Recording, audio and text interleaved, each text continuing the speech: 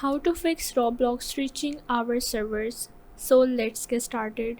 So you have to go into your Roblox, and from here you have to log out from your account. For that, click on the settings icon, and from there you have to log out. And after that, once you log out, you have to go into your Windows, and here you have to search for the settings.